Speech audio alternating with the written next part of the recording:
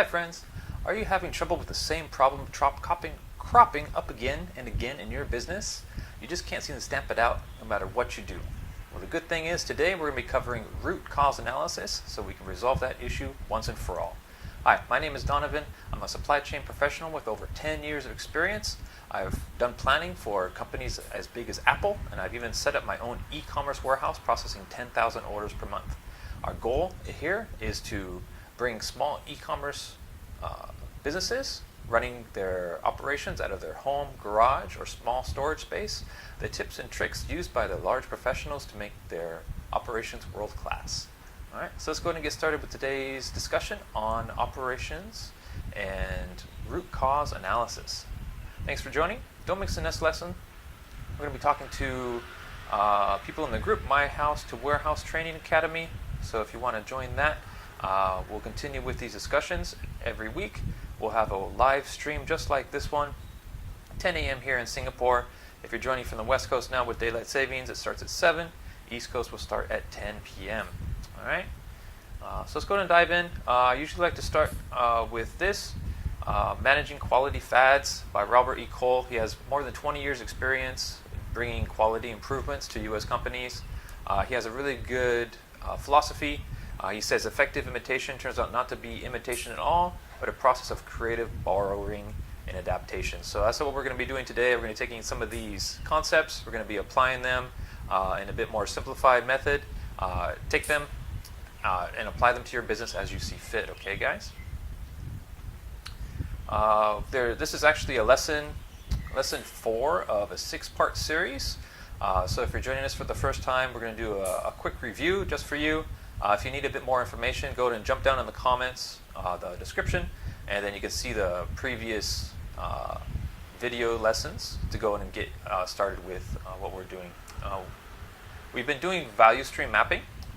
We've been following the examples from mapping the total value stream. So there's an example for manufacturing operations, for offices even, and then for service businesses. So anything that your company is doing, you can kind of map that out. We're using that as a base so that they say to see value, to differentiate value from waste, and to create a plan of action for waste elimination. So that's what we're looking for today.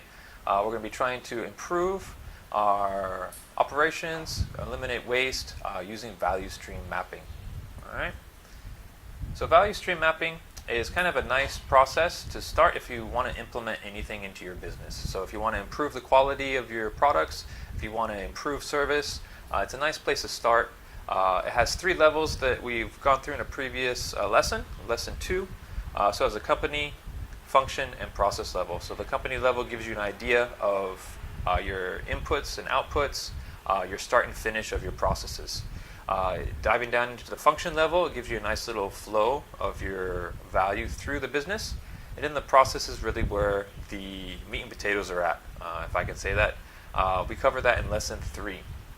And what I like about it is it eliminates internalization and resistance, because a lot of times the person will feel worried that they're going to be losing their position if they're going to be changing what they're doing. That's really not the case. We want to improve the process, not hurt the person. So by putting in a value stream map, something like this is an official value stream map from Mapping the Total Value Stream. You can see each process is labeled there nicely. Underneath it is the CT, which stands for cycle time. That's the time it takes for each process to complete, 1 unit to 1 unit, and also the units there. So those are going to be the main things you want to look for. We mapped our own example, the receiving value stream map.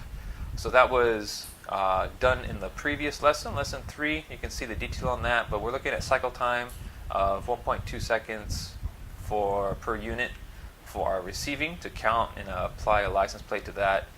We have some item setup procedure required, 48-second cycle time on that, and then some value-added services and labeling that we do. All right, so we'll talk about the productivity factors. These are important because we want to maintain, make sure our outputs produced are more value than the inputs used. So you can do that a few ways. The total productivity, the multi-factor productivity, and then the partial factors. So all those factors are labor, material, energy, and capital. So they're all going to roll up into those. If you want more information, go and check out the last lesson. Part of that productivity, again, watching the total productivity when you break it down based on your business need, and measuring consistently with billing. So it's a really good idea to each month take a look at these productivity factors.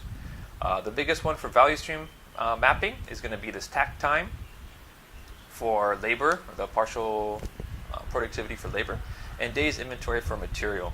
So last lesson went over how to process those. Tack time is taking a look at your available time. So take out your breaks, take out your lunches, and the customer demand. So make sure you take a look at what the customer needs to produce on average every month or so, and then you can break it down into a daily rate. Days inventory relies on that tack time. It's going to take a look at the inventory you have at each process and give you a day's number. So we did that previously with our example. You can see our delivery process has about 20,000 units waiting. Our receiving process has 484, and then our put away at 10,000. If we use our tack time here, down here, we needed to process 1,500 units every day. That's our tack time. So we're going to go ahead and apply that to our inventory and see how many days it's going to take us at that 1,500 rate to finish 20,000 units, 484 units and 10,000 units. So when we apply that, it looks like this. And the same thing for our tack time. We can do that into a per second rate. So 19.2 seconds. Every 19.2 seconds, we need to be able to process 1 unit. So we're going to use that as a baseline for our cycle times that you see here. So you can see we've got 13.3 days based on inventory, so that's quite high. We want to probably take a look at that. For our cycle time, the 19.2 seconds is quite a bit lower than our cycle time for this inventory setup here. It's 48 seconds, so maybe there's going to be a problem out there. And this 19 seconds for bagging. So if we get caught with a lot of item setup or a lot of bagging, there's a high potential that our tack time will not be able to be met. So every 19.2 seconds, we will not be able to get that unit out the door because this item setup takes 48 seconds, and then this bagging can take up to 19 seconds per unit. So let's go and take a look at the detail. We'll do an example later of this item setup as we look at the problem, the root cause associated with this item setup. So hang on for that. We're going to be following this root cause analysis as our guide. The authors here, they say effective problem solving is definitely a higher level skill, encompassing knowledge, ability, and experience. More than just tools or techniques like the examples they give, trend analysis, Pareto analysis, and others. So we're not going to be looking at just the tools. The tools are going to give us a good idea of what's going on, but they're not going to actually tell us what to do. It's going to be up to us to take the information that tools are giving us and make good decisions. So let's go and try and do that with root cause analysis. So we'll follow along with these guys. Now, if you have any questions, make sure you join the group. We'll be doing continuous discussions. If you need some advice, we'll be happy to provide that here in the My House to Warehouse Training Academy. So root cause analysis, step 1. Here we go. We're going to be looking to make sure that we resolve the actual cause. So to do that, we have some techniques. Asking why. So a lot of people call this the 5 whys because it's a rule of thumb. Rule of thumb is just a general kind of time it takes for the process to complete. You don't have to do it strictly. So if you're asking why does this happen for a problem, you ask it a few times to try and drill down into the root cause. We'll give you an example in a minute. It may not take you 5 times, it may take you 3 times. So just take it as a rule of thumb. It's not a hard, fast rule. You must ask 5 whys. For this also, to find and identify the problem is Fishbone. You might also hear it called Ishikawa. It's just a diagram to kind of help you create a discussion around the problems that you may be facing. So we're going to go through those. First up is the 5 whys. So let me get out of here. You can enjoy the picture. There's actually a story behind this example for the 5 whys. So how I was told was that in the United States, at one of the monuments in Washington, D.C., there was a lot of bird droppings everywhere. There's all these birds. They were dropping their poo everywhere, and the government decided to clean. because the tourists were going to be coming. So they got pressure washer guy to come every morning, clean off the monument of all the bird poop that happened during the previous day and night. And then it became very troublesome. Every day this person has to come. Costly. Maybe we can try and find a better solution than just washing it. So some consultants came in, decided that, hey, we're going to go ahead and try and figure out the root cause to this. So they asked 5 whys. Now the 5 whys, they started out asking, why is the bird here? They're not roosting, they're not sleeping, there's no place for them to stay, so why are they here? So eventually they spent some time observing. They saw that the birds really show up at night. So why did the birds show up at night? They're hanging around because there's a lot of insects. There's a lot of insects around the monument that they're eating. So why do these insects come? And they mostly come at night. So the guys looked into this and they kept observing. And they found that at night they shine lights onto all the monuments, which attracts the bugs. So all the insects come, and the insects in turn attract the birds. So that's the idea, is you keep asking why. In this case, you would ask, why are the birds there? Okay, and then you find out, okay, the birds are there for the insects. Okay, so why are the insects there? Okay, the insects are there because the light is shining and attracting them. All right, so then we've come to our root cause. The birds are there because of the insects are there because of the lights. So I hope that's to give you a good example of these 5 whys. It didn't take us so many, but hopefully it gives you some guidance. So the next one is Fishbone. Now, Fishbone, I'm going to give you an example of these 6 areas you can focus on when asking questions. You can apply 5 why here also.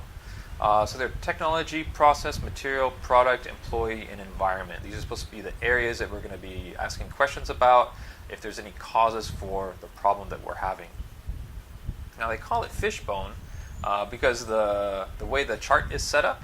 So you'll put your problem there in the triangle, make sure it's clear so you can get a really good discussion going about it. On each of these bones that you see popping out, we put our 6 areas. Now you don't need to use 6 if your business wants to, split out material to, internally produce material, externally source material, or your technology. If you want to split it between, machines or software, you can also do that to kind of help the discussion. But these are just the general ones we're going to talk about today. Now for every point, we'll go ahead and add this cause, right? So there's cause that we think might be associated with that, and then some detail behind that. We're going to take an example here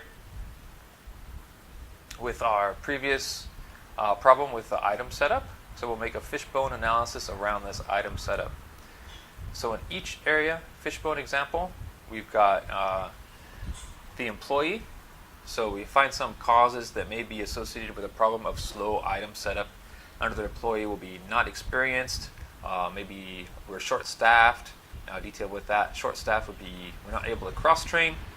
If they're not experienced, then they maybe have some trouble measuring the CBM, knowing where to put it, and be able to find the right item, these type of things.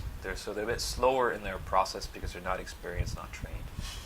Now for processes, we know that the process we have to measure is required for our location assignment for picking, and also for our carton assignment on packing. Now materials, I couldn't think of any material problems that would be associated with the slow item setup, so I just go ahead and left that blank. You can do that as well. Now for product, we have to know the dimensions. The dimensions, important for that, they usually can't be found on the product itself, so you have to measure them manually. If the product had it, okay, that would be a nice improvement, but maybe we're not going to be able to affect that. Environment, we're working in a warehouse environment, so possibly they're fatigued, maybe not able to concentrate, it's a bit loud, a bit tired. And then we have the tech. So the tech, in this we have manual keying in. It's a good system to organize data, but then I see this little possible issue that we're having to manual key everything into the system, room for human error. Right. So this is designed to kind of help that discussion. Each of the areas you ask why. Okay, my technology, is there any reason why it would cause slow item setup? And then we come up with the idea that, okay, maybe we're manually keying into the system, right? go and take a look. For employees, maybe not the root cause. It's going to probably affect all areas of the warehouse. So I wouldn't really consider this to be a root cause. For process, measuring is also required. So I'm not going to consider this to be the root cause. Product, not much we can do about the product from a standpoint. So I'm going to consider this not to be the root cause. Environment, yeah, but this kind of affects everyone, and not much we can affect on changing that. We possibly can look into some ergonomics issues, but in this case, I'm going to take a look at tech. Now, manually keying, there's definitely room for human error there, so we're going to take that as our problem and apply our root cause to make sure that it's solid. Now with this root cause, we're going to start applying solutions now. We're going to see if it holds up. So the first problem, when you find that cause, you're going to get everyone together and you're going to start trying to brainstorm solutions. So brainstorming, make sure that you kind of take your time, listen to everybody, give everybody a voice, and write down everything as you go. No matter how silly it may sound, or not able to implement, but just take it first, and then we'll assess in our next step. All right. So first time we want to write down all of our options. After that, we're going to be going in to just taking a look at any other ideas that there may be. So just make sure the discussion flows. So take the obvious ideas first, get those out of the way, and then any other ideas follow after. And then kind of take a look at the problem by removing certain factors. Now, factors I'm talking about are things that you might think that cannot be moved, like the weather, right? Or like the way your operations are set up. Take a minute after you get to a certain point, you're not getting anything, start taking those factors out. Okay, well, what if the weather was not an issue? What if I can change the way my building was set up? These type of things will kind of get you maybe some more solutions that you might not have thought of before.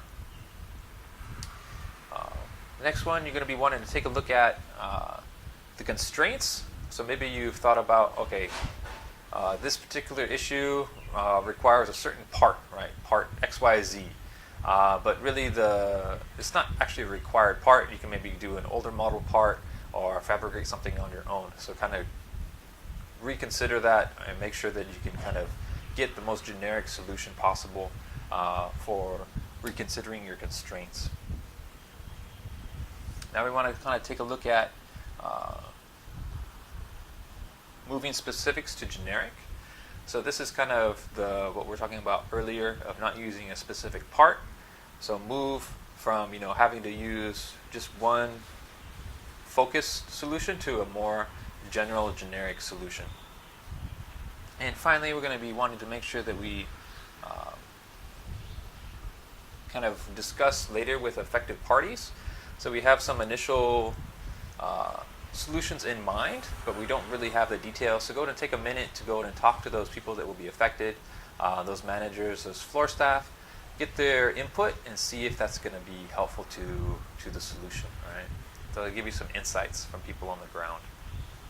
Now I've come up with my own solutions here for our problem of having slow item setup, with the problem root cause being of technology, having to manually key. So my first solution is just don't update the system.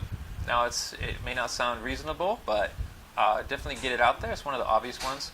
Maybe we just stop updating new items in the system the way we're doing it.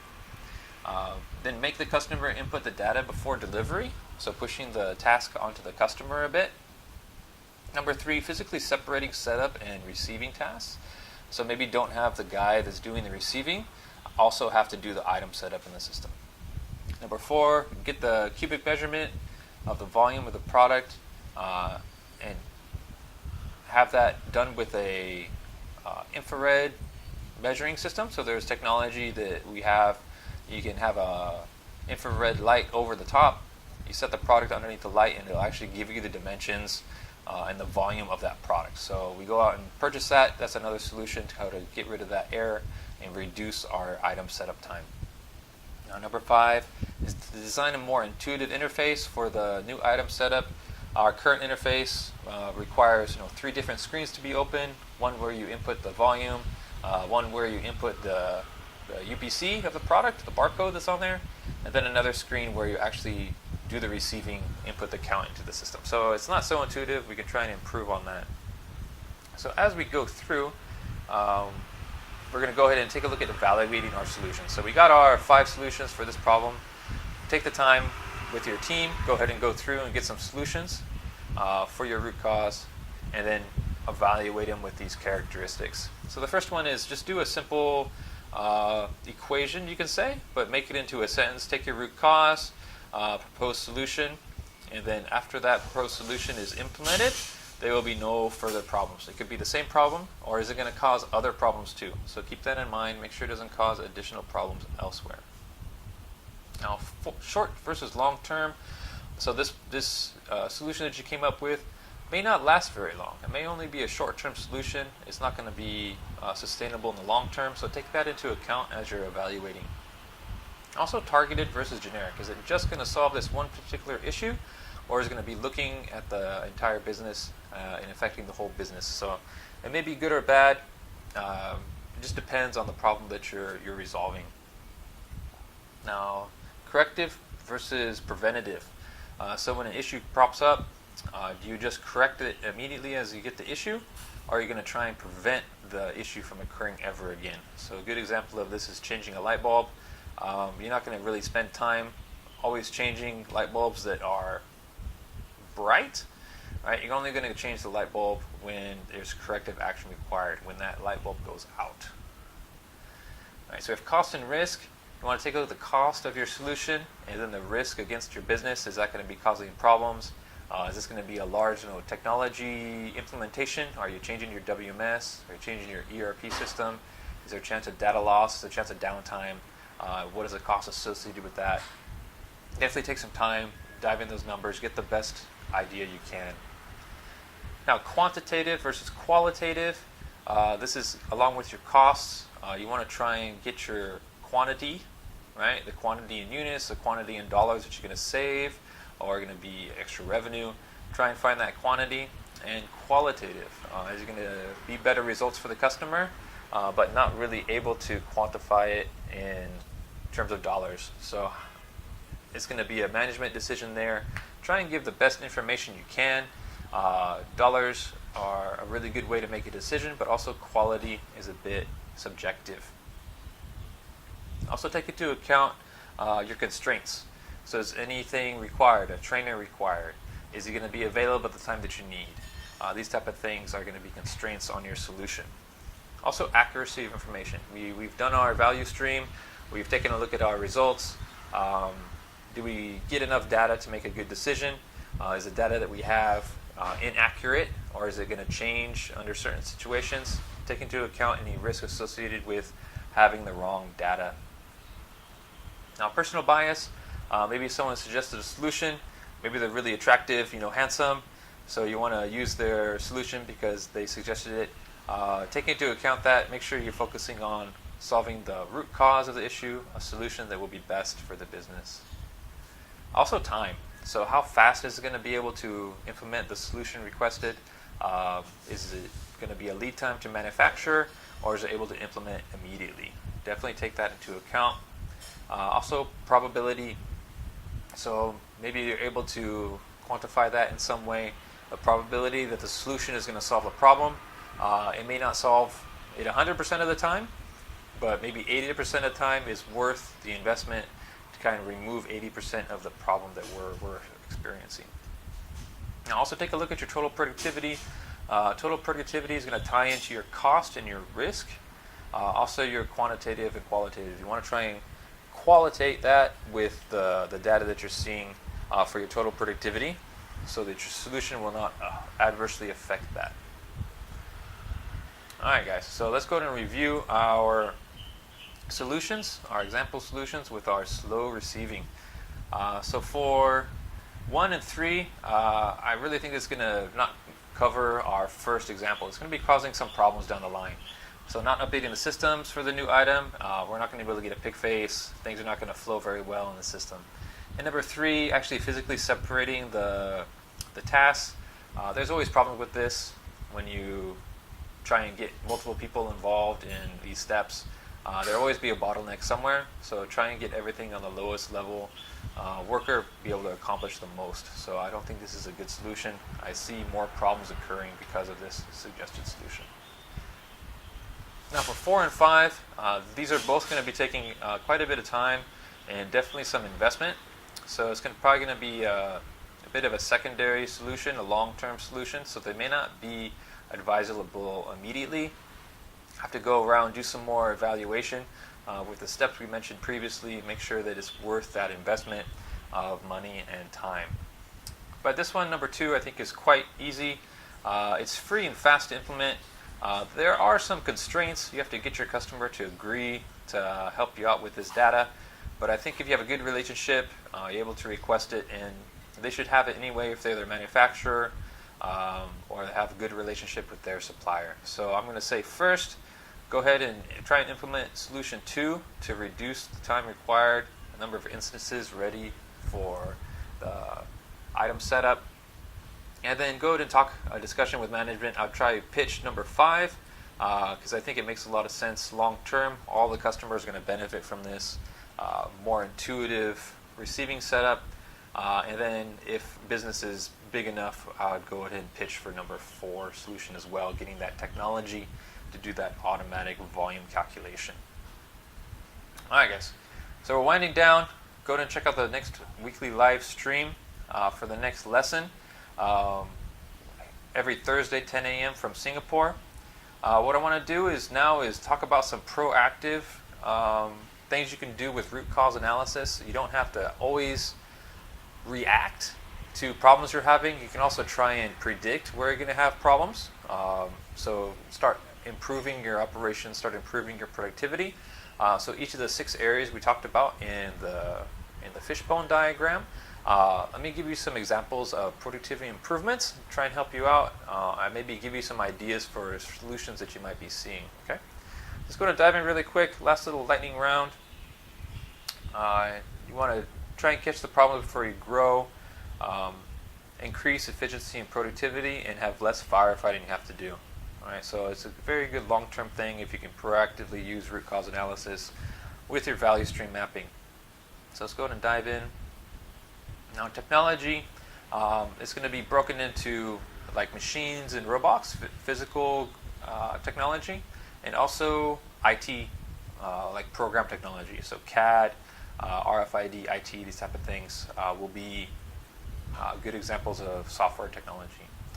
Now guys, you don't have to write all these down. There's actually a link down in the description where you can get a download of all these slides so you can use them for reference later. Alright, so go ahead and take a look at that when we finish up. Next up, we'll take a look at process. So using supply chain management, using my favorite value stream mapping to work out the processes and try and improve them. Stuff like Lean, Six Sigma, total quality management, statistical process control. These are all ways to kind of improve your processes. Material, doing better material handling, doing better material management, inventory control, quality control, and implementing just-in-time inventory good for material. Product, improving the quality of your product, getting R&D involved, trying to get them to last longer, be more reliable. These are all ways that we can improve our product productivity. Now, environment, we want to take a look at the working conditions. Make sure that the workstation is ergonomic. Maybe implement 5S. We talked about 5S a little bit earlier in these lessons, lesson 1. Make sure there's good lighting, simple things like that. Water available for the staff. It's not too far away. Save that walking time. Now, employee. This is my favorite. I love financial incentives for employees that are productive. You can also do things like training outside, job rotation enlargement, so promote from internal. There's plenty of ways to motivate employees. Okay, so now go ahead and go. Now's your chance. Complete your root cause analysis. We got the 3 steps, and then map out your ideal value stream. So we've got the solutions ready. Use the root cause analysis to kind of narrow down those 5 whys. The Fishbone, find your root cause, and then evaluate your solutions. We talked about the 12 different ways to evaluate and consider your solutions, and then you want to try and get those implemented. So go ahead and once you find your solution, take a minute to create your solution in the Valuestream map. If it's going to increase your inventory item setup time from that 48 seconds to 30 seconds on average, go ahead and put that in, and we'll talk again on the next lesson next week on how to create an action plan to put that solution into practice. So that's a good time to go ahead and transition to our next slide. Come in next week for our weekly live stream. We'll talk about using our action plan and getting your options, your solutions in act. All right, so next week it's going to be broadcasting from the My House to Warehouse Training Academy here on Facebook. Thanks for joining us today. I know a lot of slides, a lot of information. Check out the link below to get that download, and tune in next week. I will see you for your action plan. Thanks, guys. Bye-bye.